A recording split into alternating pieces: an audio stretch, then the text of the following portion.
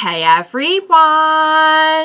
Welcome back. I am back today with more Kamen Rider Saber, you guys. Oh my goodness, I'm not even sure what to say about some of the heights we have gone to in this show. But I cannot wait to see what's going to happen next. So if you're joining me early today, you know just what that means. It means you are one of my awesome patrons. Thank you so much, and as always, I'm sending up those big old hugs right through that screen. And if not, still thank you for joining me today. I'm glad you're here. I do hope you'll consider supporting me that way. The link to my Patreon is going to be in the description down below. So, all right, guys. Last episode, we had the very satisfying occurrence that Rintaro decided to join up with Toma. And as soon as he said it, and he was like, yeah, I just gotta do something first. I'm like, oh my god, they're gonna kill Rintaro. And the whole episode, I was sweating it out. Like, every time there was even anything near Rintaro, I'd be like, no. And I feel like they faked me out, like, quite a few times that, like, Rintaro was going to die. And then it's Toma. It's Toma who gets, you know, seemingly mortally wounded, but we know that Yuri can heal him. But even that, it sounds like it's not going to be an easy process. So certainly not a like, oh yeah, cool, he's back to normal. You know, it seems like it will be at least somewhat of a process to heal him.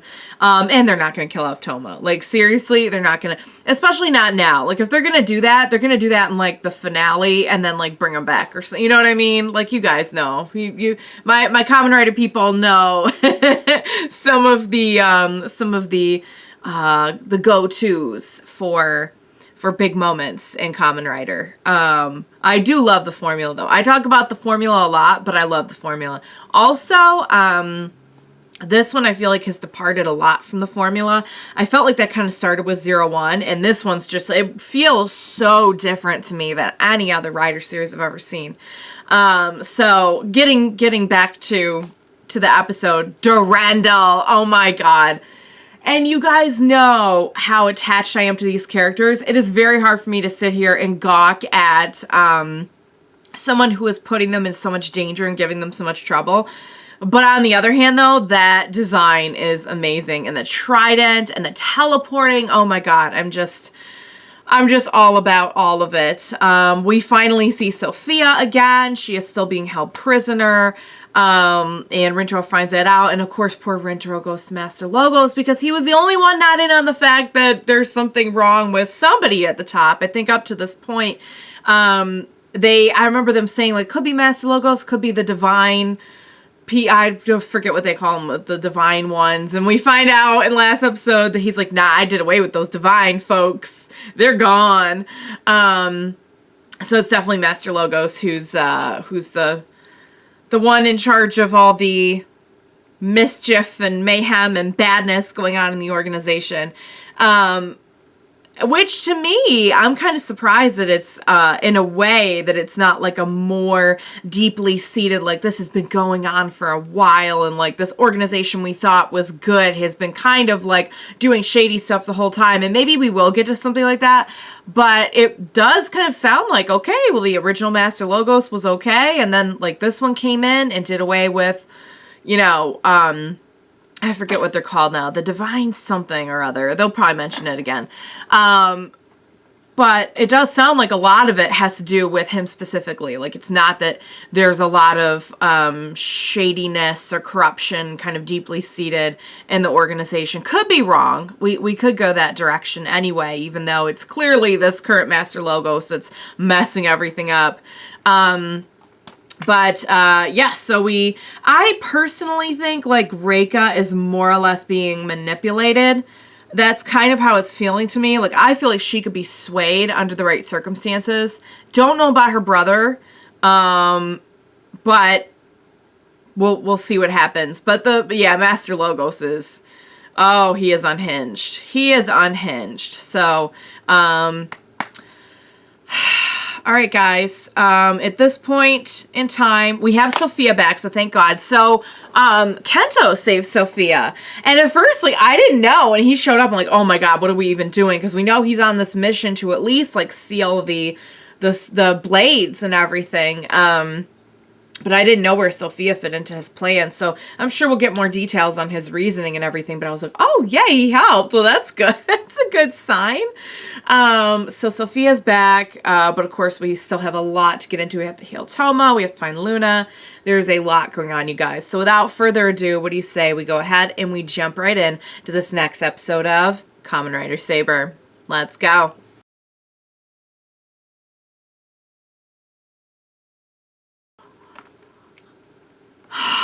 Oh my god, you guys. I don't know how this show keeps on making drama out of drama out of drama. I knew they were going to have to get to the May thing sooner or later.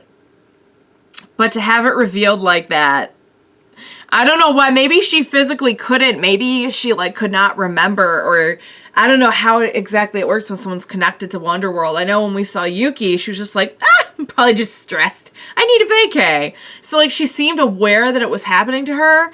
But the fact that, like, May wouldn't say something, I wonder if maybe, like, she wasn't even aware on some level that it was really happening, or she forgot after she would, like, see things. I don't know. It's just a theory. Because, like, it seems like if she's working with them, she knows what's going on, the first thing she would do is go and be like, guys, I'm seeing freaky stuff, and that can't be good.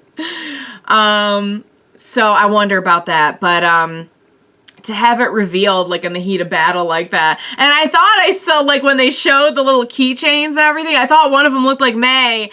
And when they said that thing about the publication, I'm like, oh, that's kind of like a not journalist, but, like, editor kind of thing to say. I'm like, oh my gosh, May, isn't it? I like to think that it got, like, the funky personality from May, but I could be wrong about that. It had some other people in there, too, so it's not just her, right?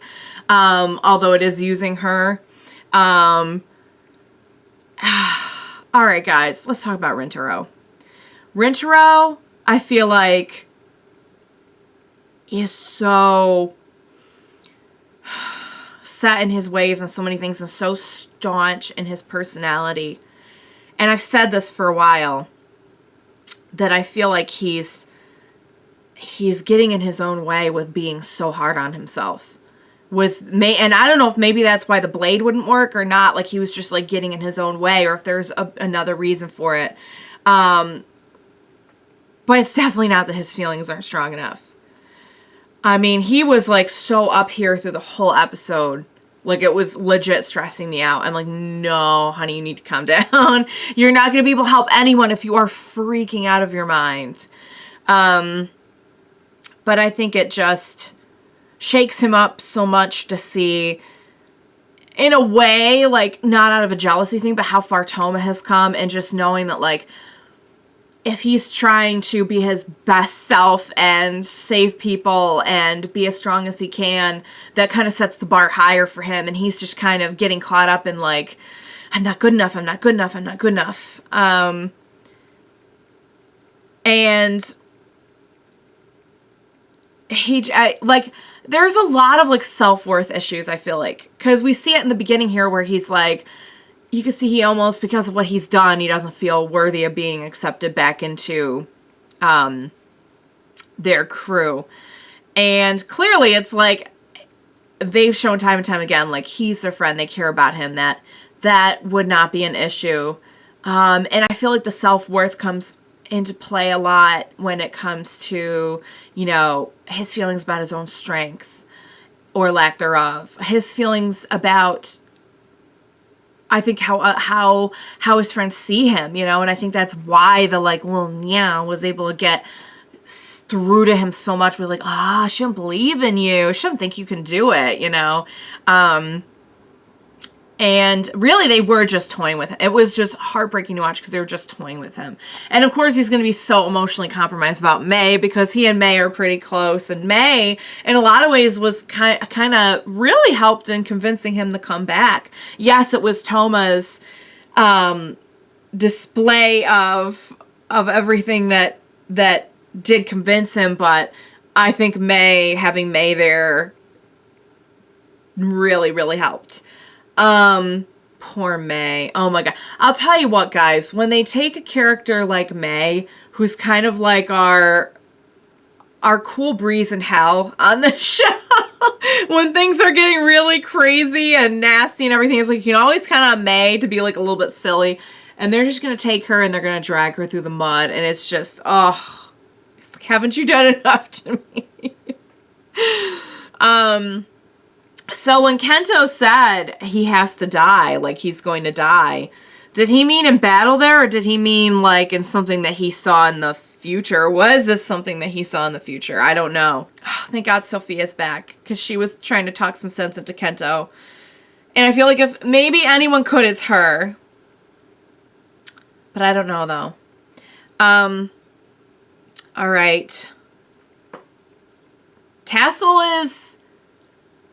What's going on with Tassel? So apparently Tassel's really important, which makes sense, because if he was one of the founders of, like, Wonderworld and everything, it would make sense that he'd be pretty important to this. But I'm really curious to know, like, what exactly can Tassel do? Are we gonna have, like, a Kamen Rider Tassel? It's gonna be, like, this super bright colored, except we already have my Candyman. Oh my God, what is his Kamen Rider name? That's that's embarrassing. There's so many Kamen Rider names on the show. Daishinji's Kamen Rider.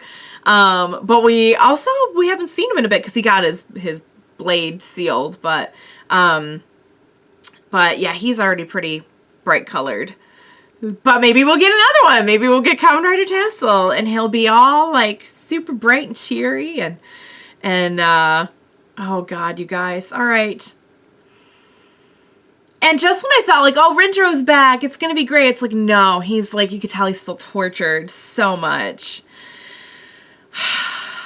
All right. Cannot wait for the next one. This is episode 30.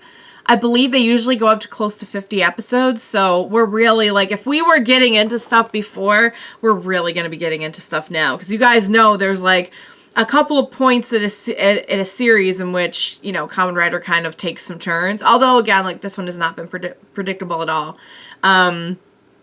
But we know, like, once we hit, like, those last...